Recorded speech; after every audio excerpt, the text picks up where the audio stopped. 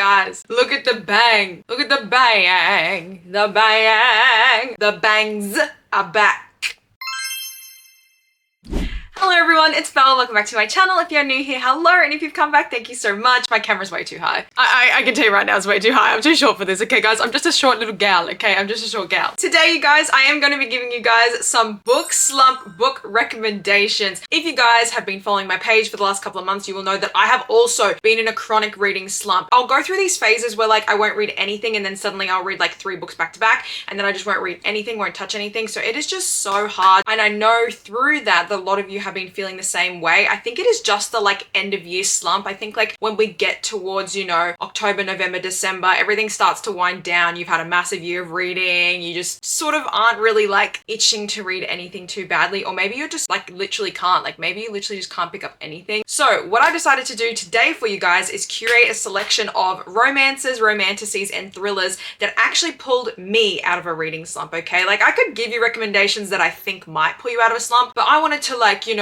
give you from the source, books that actually worked for me, that pulled me out of a reading slump. We've got like 1, 2, 3 piles and I'm really excited to talk to you about them. So without further ado, you guys know the drill. Let's get comfy, let's get crazy, and let's get right on into this video. Guys, if you guys don't know, for the last like couple of months, I've been rehearsing for a production of Oklahoma. We actually opened literally on Saturday, so 5 days or so, which is really exciting. Basically for the show, I look like this. So my hair is in these like really tiny little ringlets. It's all like pulled back and up and like down and whatever. And I have just been missing my bangs. Like I really love them so much. They're obviously not era appropriate. So today when I took them out of the rollers and like sprayed them, I was like, ah, so good. Anyways, guys, I don't know where I'm going to start with this, but I guess I'm going to start with the huge pile that is in front of me here, which I think is going to be romance. Now look, this one that just happens to be at the top of the pile, I didn't think I was going to put it in this recommendations because you're all going to look at me and go, Belle, that is the chunkiest book that I've ever seen in my life. I get it, it's fine. Because if I saw a book this size and I was in a reading slump, there's no way I would touch it with a 10-foot pole. However, like I said, I'm pulling from like my own experiences. This book pulled me out of a reading slump and I read it in a day.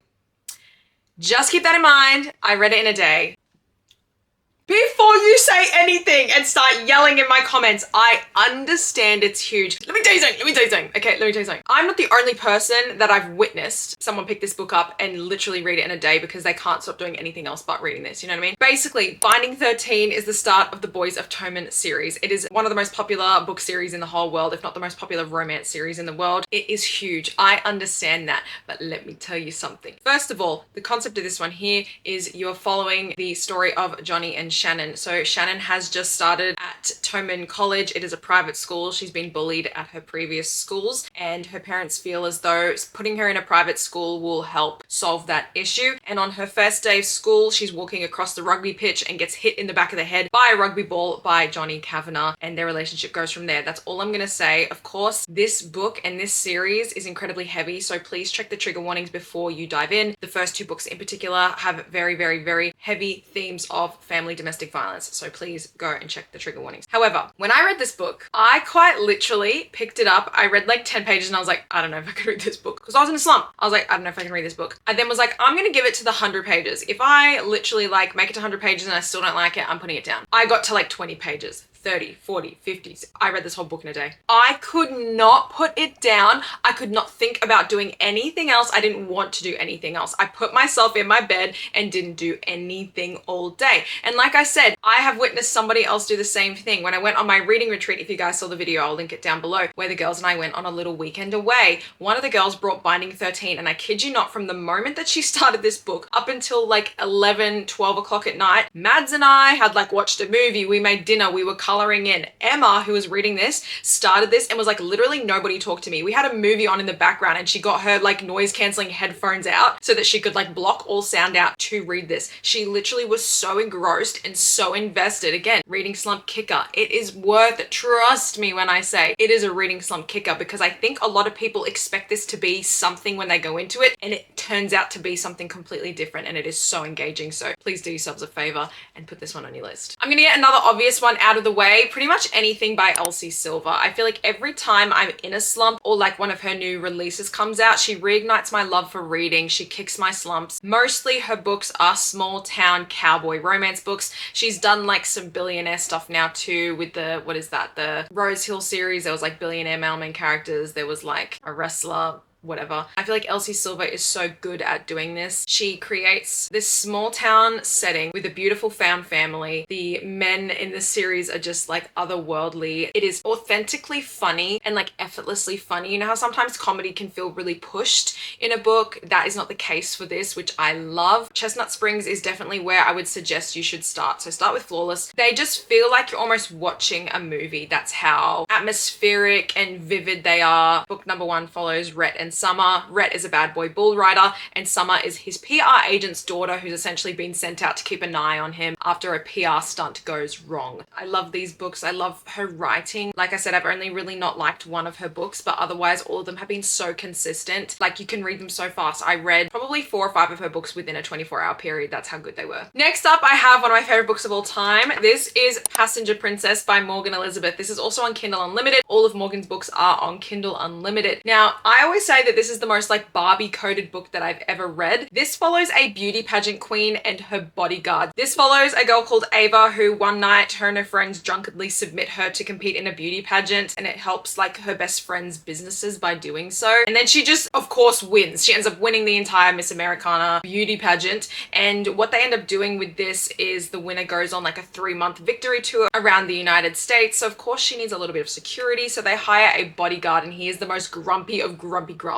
Okay, bodyguards, and he's like, I don't want to have to like chauffeur this little princess around the country for the next 3 months, but he does, and it is so good. It's like if you are looking for a grumpy sunshine to the max, it's this. It's done so well. It's really funny. Like I said, it gives like the classic like Mean Girls 2000s vibes. Do you know what I'm saying? Like that is the vibe of this book. I really, really, really love this. More people need to read it. It's so short too, so if you are looking for something small to start out with, get it. Also, I don't know if you guys are the same. I feel like when I'm in a reading slump, I will naturally reach for my Kindle because I read faster. And like I said, these are on Kindle Unlimited, so go for it. The next recommendation that I have is Lights Out. This is going to be for my dark romance girlies. There is a reason why this one is so popular and why it just like became an overnight almost sensation. It's so clever. This follows a trauma ward nurse who has a secret hyperfixation on this masked thirst trap TikToker, and she doesn't actually realize that it is her ex-boyfriend's roommate, which is really cool. His name is Josh, and whilst Josh also does this fun little thing with TikTok, he also finds Allie quite fascinating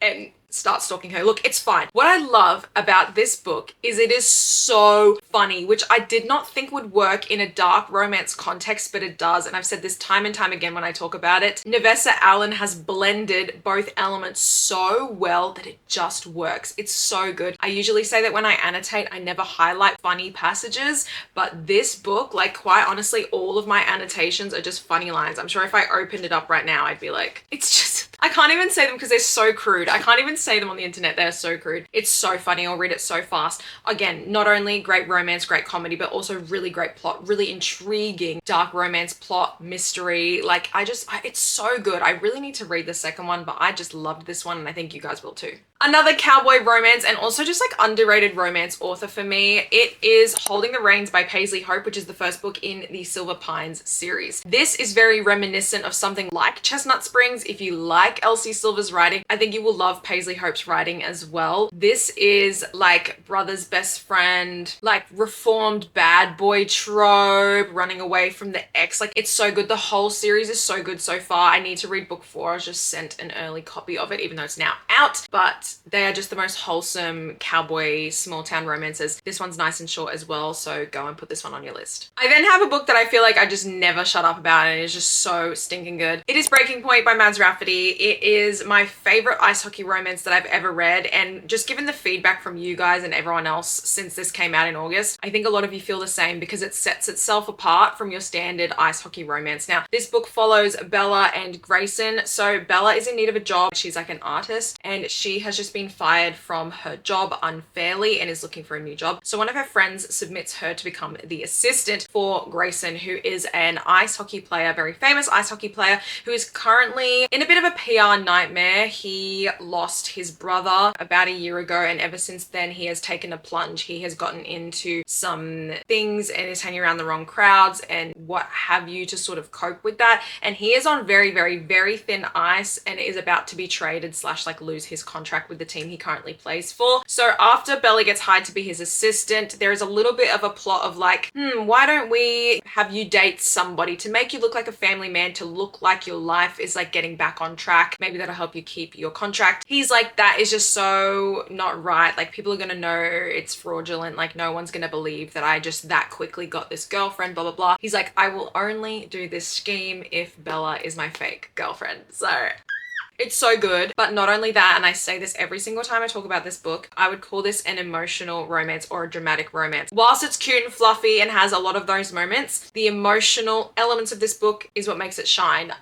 In terms of kicking the reading slump, I was so insane. I was reading this book on my Kindle, and I took my Kindle on my walk with me out in public, which I never do. I will listen to audiobooks, you know, when I'm on my walk, but I will never take a physical book on my Kindle. But I wanted to keep reading this book so badly, I couldn't even leave my house without taking my Kindle. It was actually so ridiculous. That's how addicted this is. I read it in 24 hours. You're gonna love it. Alrighty, next up I have some romantasies for you guys. The first one I have is The Rose Bargain by Sasha Payton Smith. This is almost like, if you guys ever read The Selection as a kid, you know, by Kira Cass, it's like those vibes, but almost like Hunger Games style tournament in the Bridgerton era, but add fairies, and that's what you're getting with this. Essentially, the concept of this one here is you're living in a society like Bridgerton where, you know, every year there is the social season and all of the eligible debutantes get put onto the marriage mart. But in this world, there is a queen, and she actually usually makes like deals with the debutantes. So, you know, one of them might ask for violin skills, but they'll lose the top of their finger, or they might ask for really great flirting skills, but they will not be able to hear out of one ear or something like that. I don't know. It's usually that sort of bargain in order to aid them on the marriage mart, if that makes sense. But this year, the queen's son Bram is actually looking for a wife, so she gives the debutantes an option. She says, we can do the usual bargain and you can enter the social season as usual, or you can choose to compete for my son's hand. However, if you decide to do so, you will never be able to marry. Basically, you'll never be able to enter the marriage mart. So that is the concept of this one here. It's so addictive. I read it in 24 hours. So short. I can't wait for book 2. You guys are gonna love this one. It's so, so, so good. If you love like a more romance heavy romantasy, you're gonna love this one. Now, I don't want to hear it when I pull this one up, because this is also one that I didn't think I was gonna love, and it was such a shock to me that I could not stop reading this. I was literally like, I don't want to do anything else. Nobody talk to me. Like, get out of my face. I'm turning my phone off type of thing. It's Shatter Me by Tahira Mafi. Now, this does not extend to the entire series, but this book in particular, I read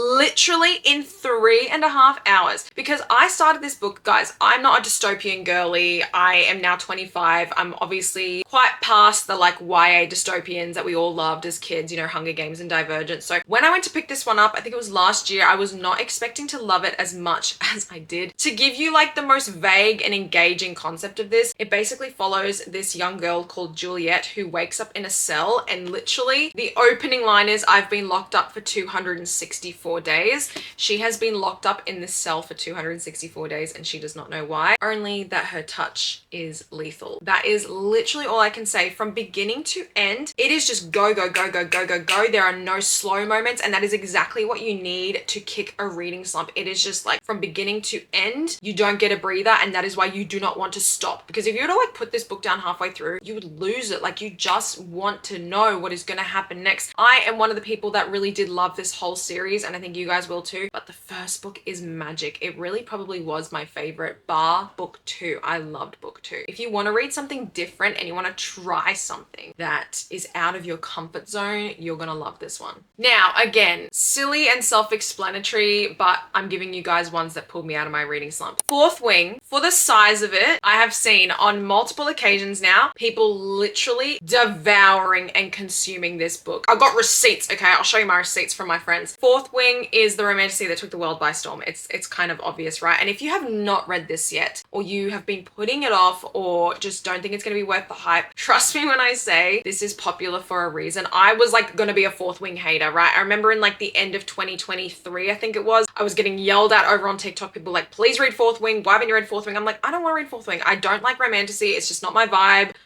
what a clown I was. And I was like, I'm just not gonna like it. And they're like, please, can you just please read it? And I was like, fine, I'll read it. I read this book literally in a day, like maybe 2 days.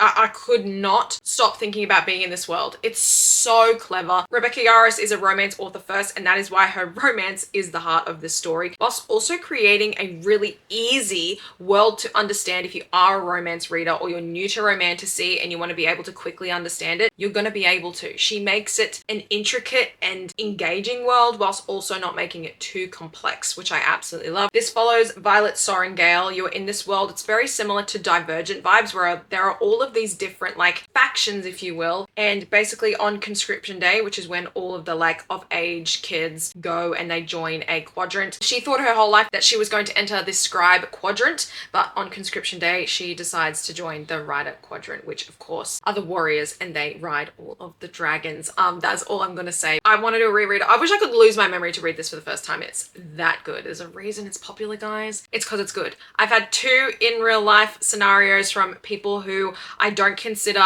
fantasy readers, like they read romance, or readers at all for that matter, who were like, should I read Fourth Wing? And I was like, do it, read Fourth Wing. And they're like, I don't know. And I was like, okay. One of my best friends as well, I was like, just give it 4 chapters. If you hate it after 4 chapters, put it away, pick up a romance. She could not stop reading. I got a message from her like 2 hours later being like, girl, I'm so invested. I'm literally like 20 chapters in. Like, what the heck is in this book? What kind of crack is in this book? I said, literally, it's genius. Okay, it's genius. And then I have, because honestly, like, whatever. I have Powerless by Lauren Roberts. Now, I feel like I've said this many times when I talk about this book. This is a book that you read for the banter and the banter alone and the characters. It really is like a character-driven storyline. The reason I've included it in this list is because I remember over the weekend that I binged this entire series. Again, I didn't want to do anything else. And when I was like thinking about making this video, I was in my bathroom and I remember the absolute level of feral I was over this. Like, I will listen to music in the shower, right? I cannot shower without music. I need it every single time. It's just who I am. I remember when I was listening to, I think it was book 2, I literally listened to the audiobook in the shower because I couldn't even take a 5-minute shower, 10-minute shower without continuing the book. That is how invested I was in the series and in the world. I've got the biggest smile on my face because it was such a funny thing for me to do. Like, I would never do that. That's how addicted I was to this. For those who don't know the concept of Powerless, you are in a world where there are like normal people with non-magical powers, and then you have, I forgot what they're called, elites. That's what they are. And the elites have magical powers, and basically the elites are trying to eradicate all of the like normal humans basically. So Peyton Gray, our female main character, has been posing as a sidekick so that she can sort of pass as having magical powers. Her father has just trained her really well to be able to tell people's, you know, tells, if you will, and predict what they're going to do and just like read them really well, that she's able to pass as a sidekick. Anyways, one day the prince Kai is walking through this village and she actually saves him, quote unquote. And every year there are these like games, almost like Hunger Games. What are they called? The purging trials, that's what they're called, where all of the elites with the magical powers, they will all compete for one lone victor, and they get, you know, showered in fame and glory and blah, blah, blah. Now, because the town sees Peyton use her powers to save Kai, she also gets nominated to like compete in these purging trials. So that is where it goes. Highly recommend the audiobooks. Like I said, I just couldn't stop listening to them. They are so addictive. I also really do think that audiobooks are a great way. I should have mentioned this earlier. Audiobooks are such a great way to kick a reading slump because you can be potting around the house cleaning, you can be coloring, you can be cooking, because at least you're listening to something, you're consuming something. And these ones are done so well. They are duet narration, which basically means you've got like male narrator, female narrator. Both of them do such an incredible job at conveying not only the cute, flirty, bantery moments, but also the emotional moments. I do really think it is like a top tier audio choice, I guess, if you're looking for an audiobook. I have got another romance here. I forgot that I added this to the pile, but I've actually got Aristotle and Dante Discover the Secrets of the Universe. This bad boy right here was actually the book that got me back into reading and kicked my 4 to 5 year reading slump, which is actually crazy. I picked this up in 2020. I would like to say the beginning of 2022 actually, and it reignited my love for reading once again. This is a a young adult romance book. It follows two boys, Aristotle and Dante, who meet each other at the local swimming pool over their summer vacation, and essentially Ari teaches Dante how to swim. That is the most, you know, vague way that I can sort of describe the book, because it is just so special. I often say it's the most like beautifully written, poetically written book that I have ever read. It's so poignant and special and has a lot of meaning, and also will open your eyes to a lot as well. It's emotional, it's heartfelt, it's giddy, it's all of these things. So I highly encourage you, if this is something that is usually out of your comfort zone, just to expand your horizons, or again to read something different, I think you will love this. And finally, because I wanted to leave them to the end, because I truly believe that thrillers are the go-to to get you out of a reading slump. I don't understand what it is about them. I think it is because they are so fast-paced. It works for me almost every single time. If I feel like I'm in the pits of a pit, okay, like the pits of a reading slump, I will pick up a thriller. So the first one that I'm going to tell you guys about is, of course, the one that pulled me out of a reading slump in 3 hours. It is called That's Not My Name. It's by Megan Lally. I have now recommended this to so many people and so many of my friends in real life who have devoured it in hours. Okay, not days, not a day, hours. So this book follows this young girl who wakes up on the side of the road and she doesn't remember where she is, or also who she is. Okay, some police officers find her, they take her back to the station and they try to, you know, get her warm and comfortable and hopefully try to help her, you know, regain a bit of her memory and get her to tell them a little bit about who she is and what her situation is. And whilst this is all happening, a man frantically runs into the sheriff's station and he's like, oh my goodness, like please help me, I need to file a missing persons report, I've lost my daughter, she disappeared, blah blah blah blah blah, I can't find her, please help me. And then he looks over into the station and he can see the girl sitting in the chair and he's like, oh my goodness, you found her, like thank you so much, like that's my daughter. And obviously because the police officers can't get any information out of this girl, they don't know again if he really is her dad or what her age is or what her name is. They're a bit like, oh, is it really your dad? And he goes, oh, I've got like birth certificates and I got photos of us, like I'm her dad, like I can prove it. So because obviously like this man can prove it, the police officers have no other choice but to relinquish her into his care. So that's all I'm gonna say. The book is so clever. Every single person that I've given this book to has not been able to guess the plot twist. It is that good. Nobody has been able to guess the plot twist. It's also like such a bittersweet, sad book. And I read it in 3 hours. I downloaded it onto Kindle, but I read it on my iPad, weirdly enough. I was like downstairs eating my dinner. Like it was so funny when I was reading this. That's all I wanted to do was lock everything up, like shut everything off and read it. And honestly, I thank this book, not blame this book, I thank this book for getting me into the thriller bug this year, because there's no way I would have read as many thrillers as I did without reading this one first, you know what I mean? Alrighty, I then have this book called Hidden Pictures. This is by Jason Rekulak, which is such a clever thriller because it also has some pictures. And when I say some, I mean quite a few. This is about a young girl called Mallory who gets a summer babysitting job looking after this little boy called Teddy. Him and his family have just recently moved back to the United States and into this house. And ever since they've moved into this house, the parents have noticed that Teddy has started to draw a lot of pictures, and recently he has been drawing pictures of his imaginary friend called Anya. And like I said, what's so clever about this book is you get all of Teddy's drawings and you do also get to see Anya. Let me see if I can find a photo of her. That's Teddy's imaginary friend called Anya. And obviously Mallory is staying with the family. It's a live-in position, so she's got a little cottage out the back. The more time she spends with Teddy and around this house, she starts to realize that maybe Anya isn't so imaginary after all. I, again, read this so fast but could not believe the plot twist of this book. You get goosebumps when you read books sometimes, but this was like full body visceral like goosebumps. I can't express how good this book was. I then have an oldie but a goodie, and it is Verity by Colleen Hoover. I don't ever recommend Colleen Hoover books anymore. This is the only one that I will recommend because it's almost like this was like so out of place for her to write something like this, and for her to write this good. It's so clever. I always struggle to like give the synopsis of this book, but essentially it is about this young writer who gets pulled into her publishing offices one day. She's like an up and coming author struggling to make her big break. Anyway, in this meeting is the husband of a very famous author called Verity Crawford, and Verity has recently been in a car accident and is now unable to continue writing her very popular, famous series. And anyway, this husband sort of propositions this new writer, I've forgotten her name, Lowen, and says, look, I have been looking for a ghostwriter for Verity. Your writing is so similar to hers. How would you feel about coming out to our house, going through Verity's study and her archives and her manuscripts and continuing the series for her? You will get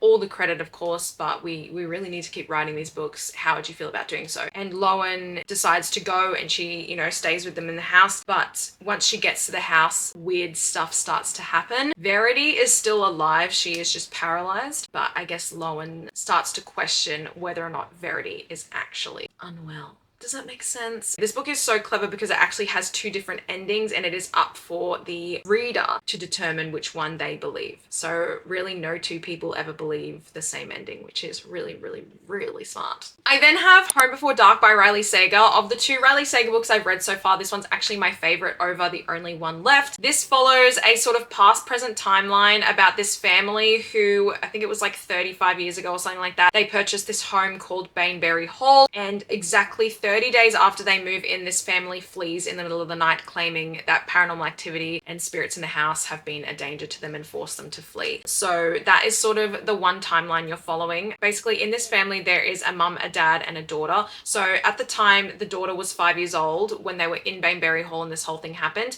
After they fled, the father then wrote this really big novel about the hall, and it's now one of the most like haunted houses in America or what have you. Flash forward to the present. It is now, like I said, 35 years later. The father has unfortunately passed away, and in the will he's left the daughter Bainbury Hall. He never sold the house, and she basically never believed anything that her father wrote in the book because obviously she was 5 at the time, but she feels like she would have remembered any spooky things happening or paranormal activity sort of happening in the house. So she goes back to Bainbury Hall to fix it up, obviously to get it ready to sell, but also to see if there was just any truth to what her dad had written in the book. So you were getting, again, a view of the house when the dad was writing about it, and you were getting a view of the house in the present day as the daughter is writing about it. So cool. I really love this. This is definitely a spooky thriller where like get like skin crawly vibes, you know what I mean? And then finally, a book that had me so consumed, so locked in, almost in investigator mode. That's how much it like gripped me, and I didn't want to read or do anything else. We Used to Live Here. Marcus Clyweir is a stroke of genius, in my opinion. I cannot even begin to imagine how much thought